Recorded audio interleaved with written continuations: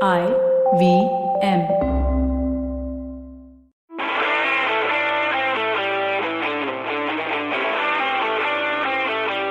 All right, hello and welcome to Football Portal. My name is Saru. I had invited Tanuj Baru to be on this podcast to discuss lots of outgoings on Arsenal and no one coming in. And because no one came in, he refused to come on the podcast. But I have a fellow Newcastle fan. Yash, what's up? Yay. All good, buddy. I mean, I was expecting more players to come to Newcastle, but I mean, More, come on. We will get to that. I think Newcastle has had a genuinely good window, and now it's up to these players to get us out of the relegation. I think there's a team now, a playing 11 at least, yeah, which can get us out. Okay, so let me start off with, first of all, whatever happened to Aubameyang, right? Like, this is what I read, that Right. Aubameyang, they've been trying to push out for some time now. Yep. And finally, Barcelona, the club with no money, literally, right, decided to take him. And he was flying to Barcelona. And then something happened and they said the transfer is not on, and Barcelona and Arsenal are trying to figure it out. And somehow they push it through. Do you have any more idea? So, I mean, according to a number of sources from a number of places, what we gather is that he flew to Barcelona on the last day so that he gets his medical in time, gets his medical done in time, and apparently it was done with seconds to spare. And so he flew to Barcelona in like saying if the transfer happens, I don't want to miss out on the medical. yeah, I mean, that was the intention. I don't think the international break is over yet, so I don't think he was expected to be anywhere close to the Arsenal training or whatever. So yeah, so he flew to Barcelona and he waited for the transfer to go through. And as you mentioned, that Barcelona don't have any money, and despite of how much funky accounting they do, they can't pay much. So in the end, but also they were fortunate that Arsenal wanted to get rid of him. So apparently Arsenal have had to pay a fee to Aubameyang basically to terminate the contract. Yes. But just by terminating his contract, the savings they make are tremendous. So I read somewhere that they're going to say about 26, 27 million. But to be fair to Aubameyang, right? He knows he's like Arteta doesn't like him and he's not wanted as a club. Generally, and we can talk about Ousmane Dembele, people try to wait out for 6 months, not play, and go in as a free agent with all of that. This guy took a significant pay cut to actually play football. So that is something like, I mean, people just talk a lot of things. But to put where your mouth is and actually want to play, I think that's a great thing about Aubameyang, whatever you think of what he did. Yeah, precisely. I mean, you can be cynical and say that, I mean, he signed his contract when in 2020, and this is 2022 we are talking about, and he has not played a significant amount of football. So you can be cynical and say that he was not going to earn another contract anywhere. Now, if he goes to Barca, I don't know how long the contract that he signed is. Basis on that performance, maybe he gets an extension when Barcelona get their books in order, or wherever he goes next, whether it's the Middle East or America, wherever. But yeah, I mean, if he plays a decent chunk of football in Barcelona, it'll hold him in good stead. Yeah, I think so, but that is just being too cynical, man. You have to appreciate things with a clean heart, yes. Yeah, but I mean, given the propaganda that these gooners have had about Aubameyang, or especially the Arteta fans who are saying that, once Aubameyang signed that deal in 2020, he's been slacking. So that's what makes me a little cynical. But I mean, okay, I mean, Aubameyang is a cool guy. I mean, Arteta has been slacking since the day he became a manager. What about that? Let's hope for Aubameyang's sake that it was Arteta's formations coaching or just management that made him suffer, and Xavi brings out the best. Are you not surprised that I'm just looking at the list of people who went out of Arsenal? I know Ainsley Maitland-Niles because I follow Roma. But Kolasinac went to Marseille for free. There's a guy called Balogun who's gone to Middlesbrough for loan. Pablo Mari, has he ever played for Arsenal? Even I don't think so, man. I mean, I just know him as a stat somewhere. Like, no, not as a stat, as a mention when he was bought. Like, he's in the whatever. Yeah, dude, this is crazy. Why is Arsenal cleaning up their, like, are they going to splurge in the summer? Like, what's going No, on? so apparently there's a list going around somewhere about a large number of good footballers who are out of contract in the summer. So maybe that's the target. It'll be a very stupid move from Arsenal because I don't think they're No, the best paymasters. But you're getting this a little wrong. There is a small number of footballers who will be free agents this summer. right, But next summer, there is going to be a flood of really good footballers who will be free agents.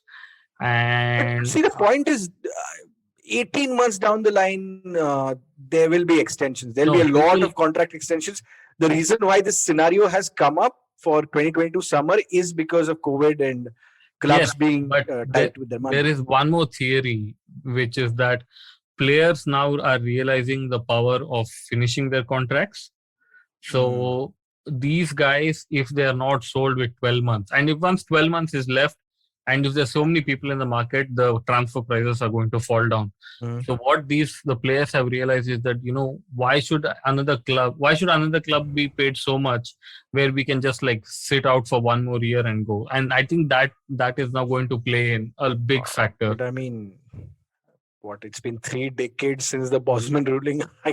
It's a bit late for this to come. But now with COVID and all, right. Now with COVID, I think things are genuinely changing. If you look at it, why is Pogba a free agent? Why is Haaland a free agent? Right? Like, why is Messi signing any yearly contracts?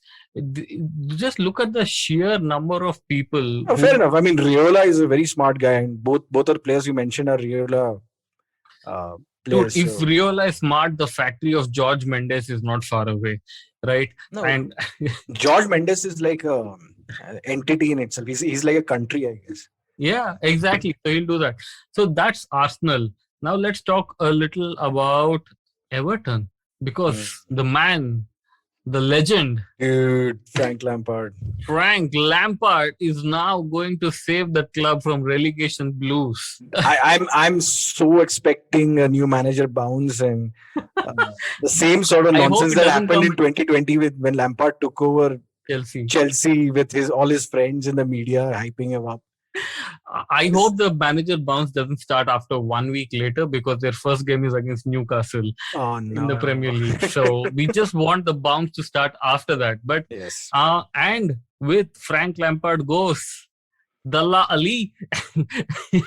Yeah, I mean, also Donny from Manchester United has gone there. So yeah, I mean, of course, cynical United fans are putting up that joke that Van der Beek has gone to Everton to sit on the bench and see Dele Alli start in front of him. Oh God! But I read Marcus Rashford's. I mean, I think I follow Marcus Rashford on Twitter because he's the future prime minister, and I want to know him better, at least 10 years before that. Yeah. And he wrote on Twitter with Van der Beek saying, "I've joined Everton," or "I'm looking forward something." Or some interview snippet, he retweets it and quotes saying that, "Go on, brother, go show them what you're capable of." If it was a Mourinho player who did it, I think media would say, "Is that a slight dig on Mourinho?" So who is Rashford digging here? Solskjaer or Rangnick? Maybe Solskjaer, because the thing about Manchester United is that Rangnick is only around till the summer, according to most reports. So it really doesn't matter if he takes a dig at Rangnick. And Rangnick is like the third manager. I mean, if you count Carrick, the third manager who's not starting Donny. So this is not something new. Okay. And what do you make of Dele Alli, the Spurs guy? Oh my God, the amount of hype. No, I have mentioned this so many times before. Like, he's like such a 2016 to 2018 dude who's like such old news, and England, the country which was going through a rough patch, produced so many better players than Dele Alli after that. The Dele Alli just seems like an Everton signing, and I don't mean that in a good way. Like, he seems like an Everton. Okay, no, but an Everton signing is supposed to be a hardworking guy. He clearly is not. No, I mean, they signed Andre Gomez and Schneiderlin and a bunch of people who were not hardworking before. And there was only this one patch where Of course, Carlo being Carlo and competent, he signed a bunch of decent players. But historically, Everton since David Moyes left have had Have it bad. faltered. Yeah. Yeah. Now I'm just looking at the ins at Everton, apart from Dele Alli and Donny van de Beek. Anwar El Ghazi from Aston Villa. Like, what, they're trying to strengthen their bench now? Yeah, seriously, El Ghazi is such a, I don't know, squad filler, dude. Like, I am just so used to seeing him in that claret and blue jersey that it'll seem odd in the Everton blue. All right. Let's talk a little about Liverpool. There's a guy from Porto, Luis Diaz, who signed him for 50 million. It seems Liverpool were gung-ho and they did everything to get him. Do you know anything more about Luis Diaz? I've seen some Porto games, but I just don't remember anything. No, I neither do I, but given they're floating a clip on Twitter of him running past some fellows. Okay, that's okay. YouTube throws a crazy this thing. This is condensed YouTube. It's just a clip. Yeah. But, I mean, you get what I'm saying, that you should not go by such condensed clips to decide how good a player is. But Portugal has been a great place for English teams to recruit. Additionally, whatever most decisions that Klopp has taken are great. And January, traditionally not a time for a squad to be strengthened. So all those things coming together, I think this is going to be a great signing for Liverpool. Yeah, I mean, 50 million is a lot of outlay. So he must be like really wanted by Liverpool guys. Yeah, absolutely. I mean, the word on the street is that Sadio Mane is not performing well. So this guy is supposed to be the replacement for Sadio Mane. Oh, so he's a forward. I didn't even know. Yeah, wide forward. Acha. Curiously, Yash, I am seeing Manchester United in none, yeah. Which is fine. But in outs, I am seeing a name Amad Diallo. He's gone to Rangers? Yep, and he scored in his first match, I think. But tonight or something, there's the old firm and he might play in that. Isn't Amad Diallo like, why did they loan him out? Because he's barely played this season, and when he came in 2 years ago, he was supposed to be a wonderkind from Atalanta, and he was the sort of a typical Atalanta player playing. I mean, there was a lot of hype around Atalanta around that time, playing expansive football and all that. And I mean that season, United did not manage to sign Jadon Sancho.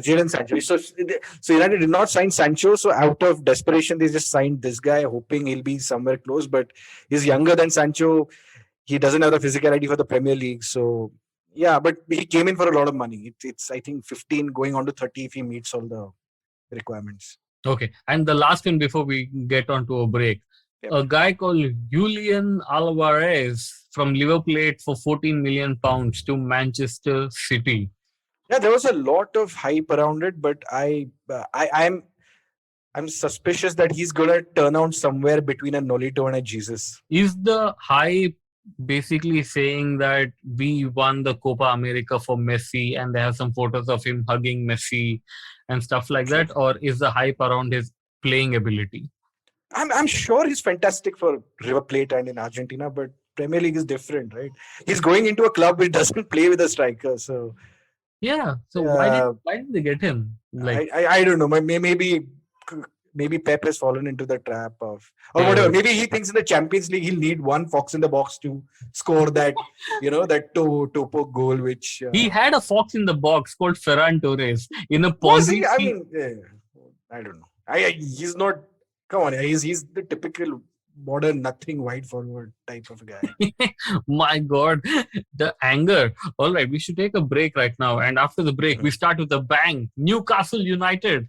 Yes. And what's going on there. And yes, if you know anything about Ousmane Dembele and what's going on in his life, we should talk about that as well. And so stay tuned to Football Twaddle. Have you ever wondered where the business world is headed? How the ways in which we create, market and sell to consumers will evolve? Or if we'll ever go back to wearing pants while working? For answers to all of this and more, tune into Advertising is Dead with me, Varun Dugirala. Every Tuesday, as I talk to entrepreneurs, leaders and change makers from across business, media, marketing and beyond. You can catch all episodes of Advertising is Dead on the IBM Podcast website, app or wherever you get your podcasts from. All right, welcome back to Football Twaddle. Yash. Yep. I think in the first segment of the show, you said January is not typically a time to make any major signings. Yep. But there is a club Mm-hmm. just desperate for signings. Yes. And we were hoping they do signings. And the owners have delivered 100 million, give or take. Yes, and now I think this team has 6 new fellows. Yes, I think this is the exception where the rule that I mentioned does not apply, given that our former owner did not give us money. I'm not mentioning him by name unless he sues us. No, so people started, other fans started hating on Newcastle, right? And so No, the boss, he's sued who's the minor owner? Oh, really? Olivia Stevely. Nee. The Bombay guy, na? No, the female who's there in all the matches. Yeah, Amanda Staveley. Yeah, so apparently there was an agreement that she's not supposed to, or no one over there is supposed to criticize the former ownership for 18 months, and they already apparently made statements criticizing them, so he's taken her to court. What has she made? Okay, I don't know, dude. Like, who cares? Yeah. There have been few hits and misses, but overall we have. I don't know. I don't watch too many Brighton games. What do you think of this Dan Burn? Dude, he is so tall that the photographer couldn't even take his photo properly. Oh, that's good. I mean, at least he'll win some headers, I guess. Yeah, I mean, if other people jump, they'll reach his shoulder. Yep. But the good thing, like, and this is in all seriousness, they've actually gotten players who seem to somehow genuinely care for Newcastle. Yeah, right? Yeah. Like Dan Burn is a Newcastle kid. Yeah, I read that. Yeah. And he was so happy to come back. And because he was playing decently at Brighton. And then Trippier obviously wanted to play for them. Right? And then Chris Wood, though, I mean, clearly Newcastle is better for him than Burnley. So he's 100%. I think Burnley has given up, dude. I think they're just ready for the drop. Oh, they tried buying a striker with some of the Chris Wood money. I don't think that's worked out. Yeah, they're just not ready to play. They're just anyway. Yeah. And coming back to, let's not get distracted. Let's just. Then they got Matt Target on loan, and the star Bruno Guimaraes from Lyon for 42. Yes. That is just genius. And I don't know about genius, but I hope this Bruno turns out to be as good as the Manchester United one. Oh yeah, he's better. Let's hope. Please get to the lingo. He's better. And imagine, so now our midfield is going to be Jonjo, Joelinton, and Bruno. Yes. Brilliance. But, there is a contract. There's a clause. So generally, when people sign for relegation-threatened clubs, there is a clause which says that if the club gets relegated, they can be sold for a certain amount of. Yeah. There is no such clause for Bruno. So even if Newcastle get relegated, he'll be payloading Millwall next season. So yeah, but dude, all in all, it's a good window. I think for the first time in ages, Newcastle genuinely have a squad. This is the best window. I don't know, since ever.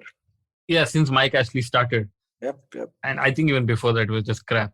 But so like there are like 18 games left in the season. So I think this thing is good enough to win at least. Yeah, because although 6 games and although we have got 3 defenders, given, I mean, we've seen enough of Trippier play, and we know Matt Target gives enough FPL points, so both of them are attacking players. Correct.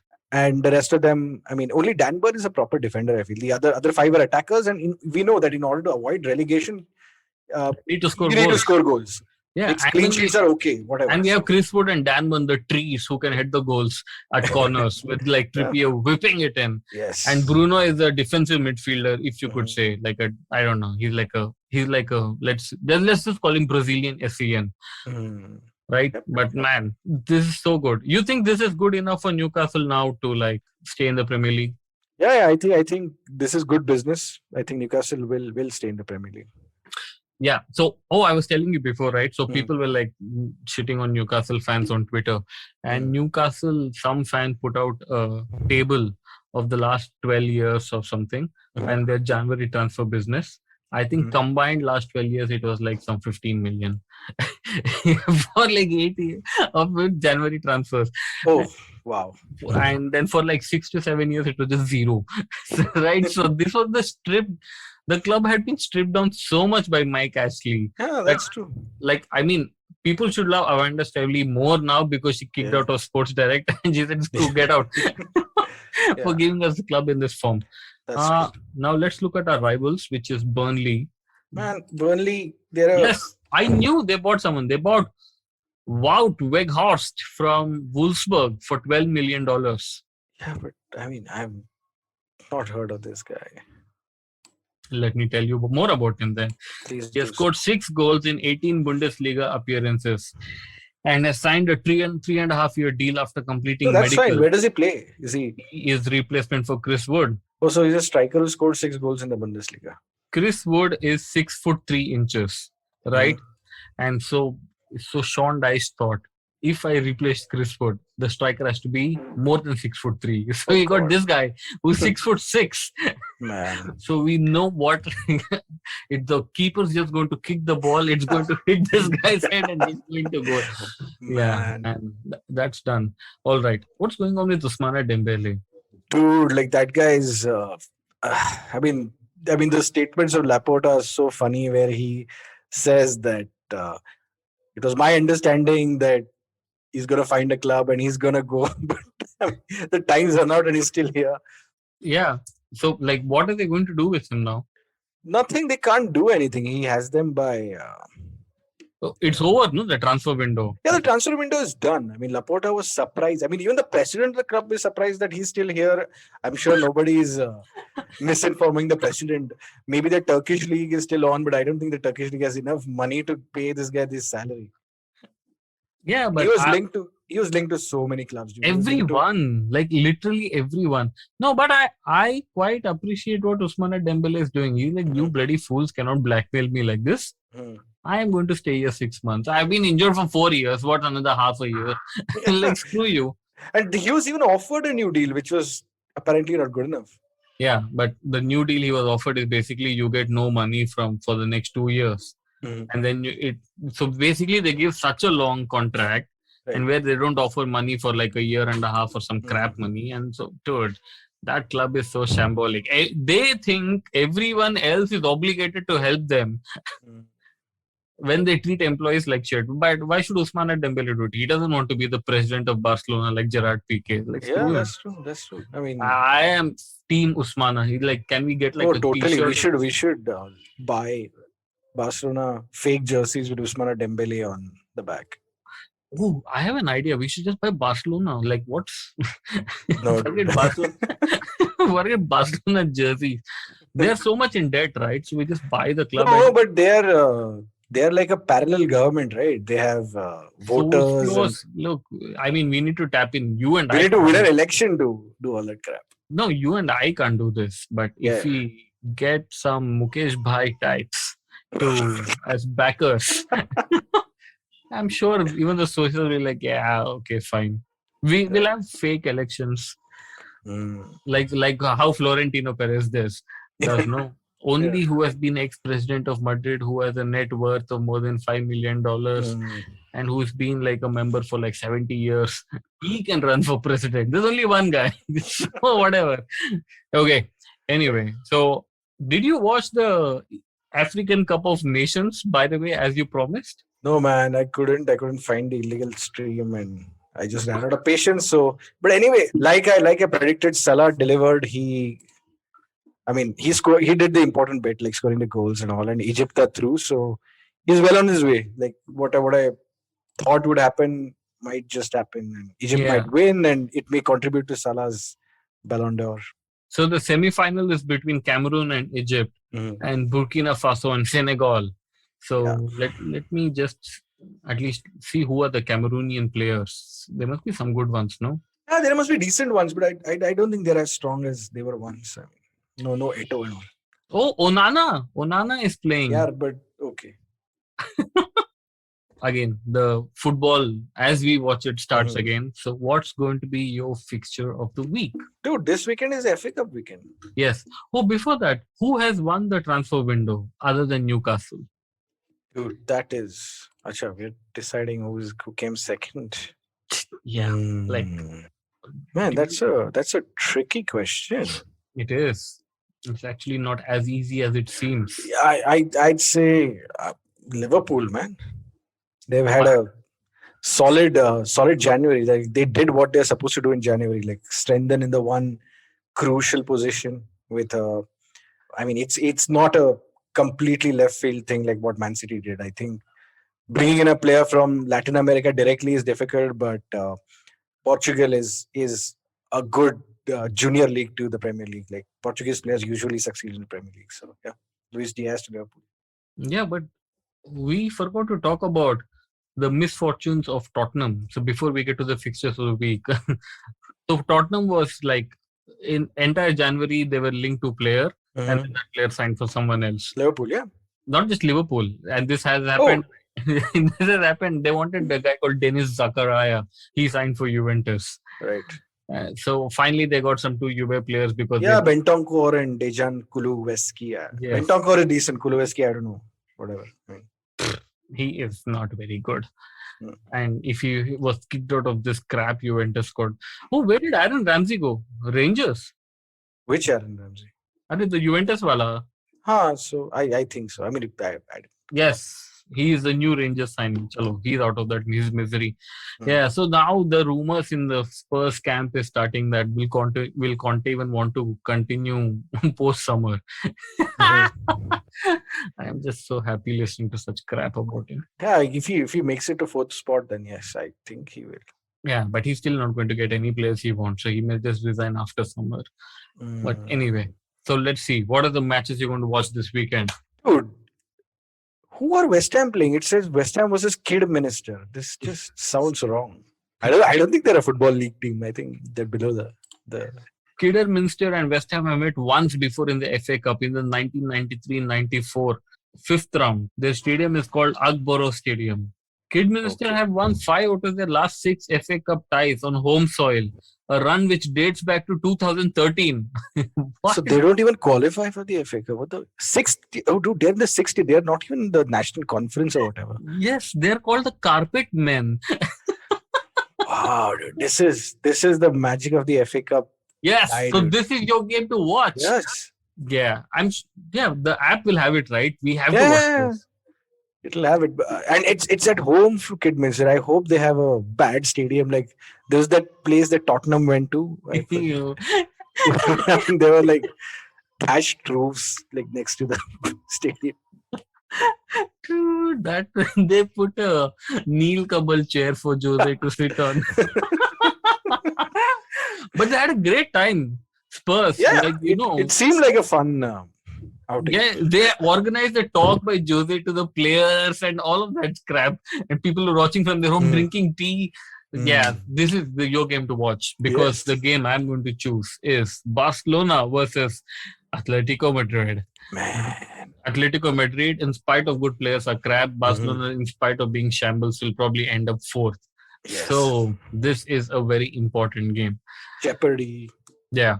Okay. Before we leave, we have to talk about one Manchester United player, the crap guy, right? I mean, dude, why? Dude, the last time we left you, I think it was this last weekend or the one before that, you said, let's hope we return. We were talking about Mr. DT. Let's hope we return.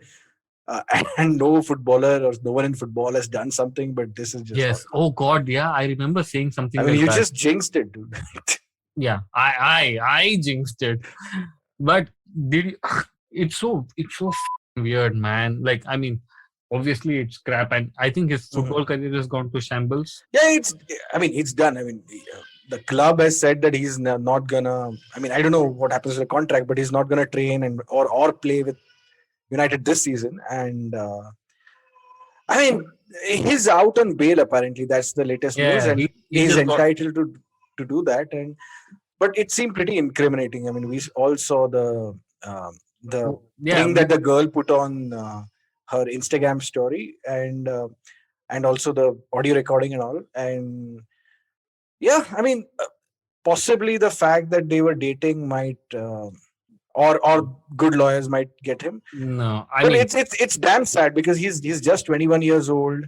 We curse social media all the time, but possibly this is a positive because we know that celebrities have, especially male celebrities, have behaved quite horribly in the past. in the past with women and have gotten away with it. So Yeah, I guess this is a positive. I don't think there's a place to hide anymore. Yeah, there isn't a place to hide, and that's how it should be. I mean, his professional career is pretty much over. And the list that we could say is, I mean, England's a first world country, so justice is supposed to be reformative and not retributive. So he may not get those 7 months in jail and all. And let's hope he reforms and comes out and becomes a better person. And the girl gets justice. That's all we can say. Yeah, but do you know something? I mean, this is just so stupidly funny. So as soon as this came out, right?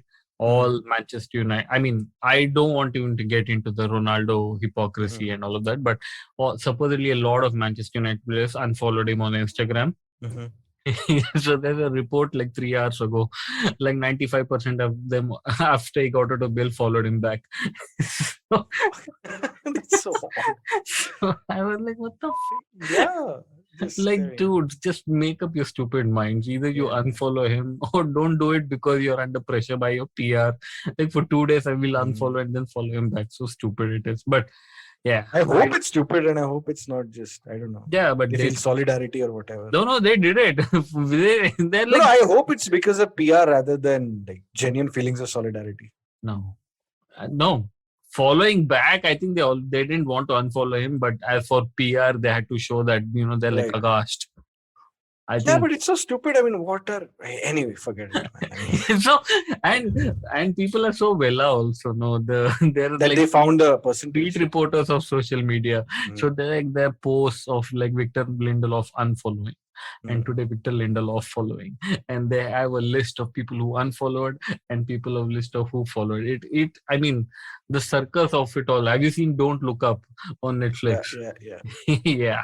I mean, this is a tragedy, and this is obviously about two people's lives. But how the media works and how people like work, it was like something similar. Anyway, on that very sobering note, I'm not going to jinx anything.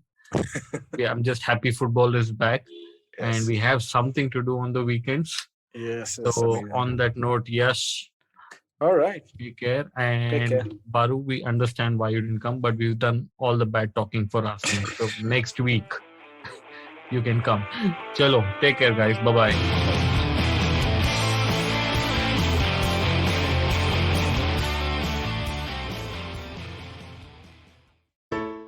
Hey everybody, it's been another great week on the IVM Podcast Network. On The Habit Coach, Ashton talks to endocrinologist Dr. Altamas Sheikh. They discuss the various triggers for thyroid diseases and ways to keep our bodies safe from hypothyroidism.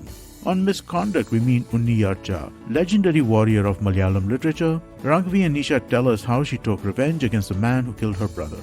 On Press Decode, Sarah Bagda and Prafulla talk about illegal immigrations with reference to the Indian family that died while crossing the US-Canada border. On Ikka Economy, Abhinav and Dr. Junjunwala discuss the MSP farm law and its repercussions. And on Say No to Drama, Chetna tells us how we can make peace with the bad habits we just can't seem to quit. Also, just one quick announcement for everybody. We would like you to check out the new version of our Android app. It's available on the Play Store. It's a really interesting take on how to listen to podcasts. Do give it a look and let us know what you think. We're open to feedback on all of our social media channels. We're IBM Podcasts on Twitter, Facebook, Instagram, and LinkedIn. Also, do remember, if you're enjoying this show or any of our other shows for that matter, please do tell a friend. Word of mouth really does help. And don't forget to rate us on any of the platforms you're listening to us on. And you can also check us out on YouTube. And we have a number of channels there at ivmpodcast.com/YouTube where you can take a look at them. And finally, we'd like to thank our sponsors this week, Bank of Baroda and CoinSwitch Kuber. Thank you so much for making this possible. Namaste, this is Cyrus Brocha. I am part of the government cancel culture program to remove rubbish off all the different streams available. So what we have is all the collected rubbish we put together on our show. It's called Cyrus Says. It's on IVM Podcast. You have to watch it and listen to it. It's on our app. It's on our website. It's on the YouTube channel. It's on Facebook. There are many different ways. Don't bother me and ask me how. You have to find out. We talk to different personalities. Many of them are known. Some are just people we meet downstairs and invite them up for chai. But the point is, it's fun and it's very therapeutic. So please join in and listen to Cyrus Says.